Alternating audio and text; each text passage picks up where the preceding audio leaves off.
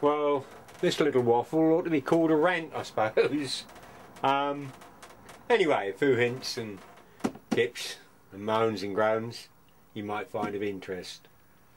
A local insurance company was throwing out these cases, moving a branch, and I think they would document cases with computers. Anyway, I had a word with the guy. There was loads in the skip and he let me have half a dozen.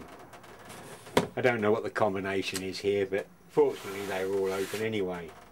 But they're quite a nice case, and I thought, well, that's a shame to throw them out. So I made it into a service tool kit, and it opens up, various tools and things. And there's various straps and things for computers in here, which I've taken out, put in a big wad of foam, and then with a standing knife cut out the shape, so I can, you know, put pieces of equipment, and they're kept away from one another and don't bang into one another and get scraped and scratched.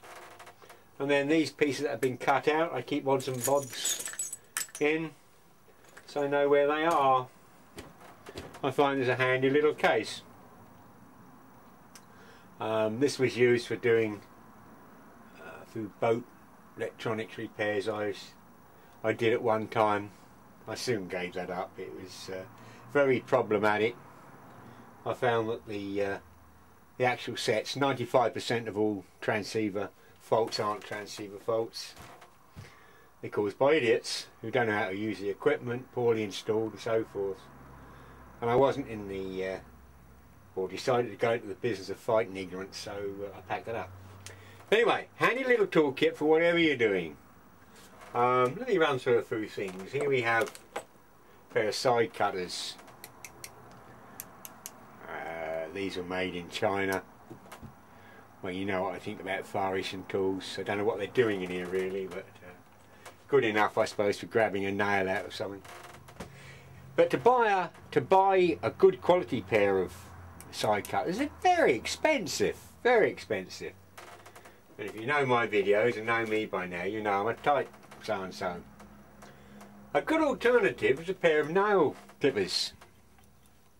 Don't laugh about this, they're actually excellent quality.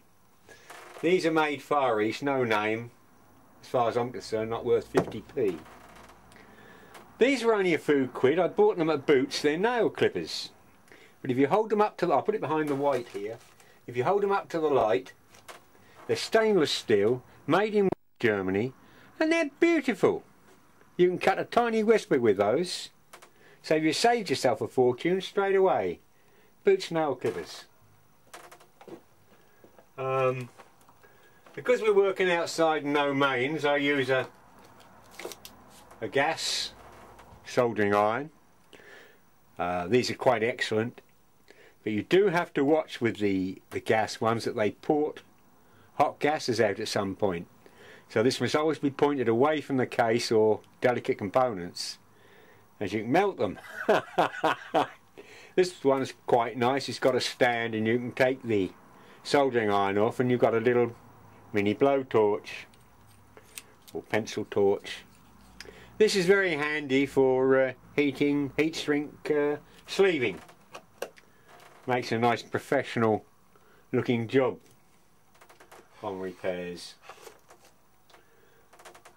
There's heat shrink sleeving there. Various documents, radio reports, strippers, various cables and bits and pieces. All important dummy load. Spare handheld transceiver, VSWR meter, small multimeter, only a cheap one, good enough.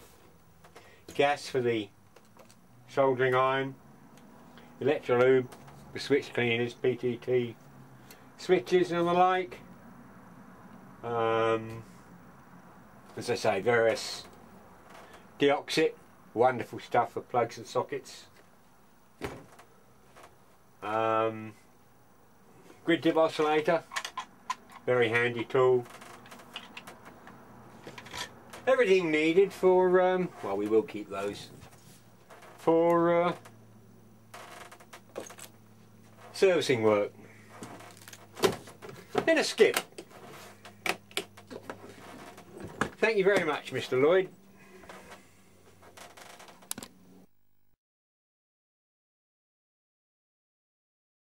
Well, here we are today on my current little fishing boat, 19.5-foot Corvick Sea Worker with a little Saab 8-horse engine.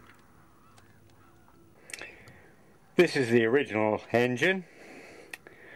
It was the 160th one built in 1971. So she's approximately 50 years old. Let's give it a whirl.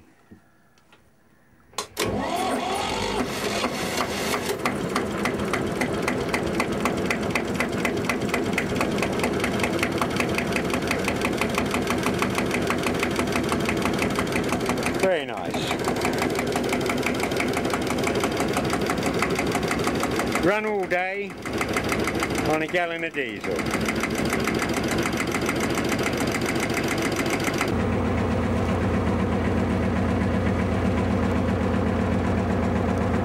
Now if I took adverts, do you think I could afford a place like that? Very nice.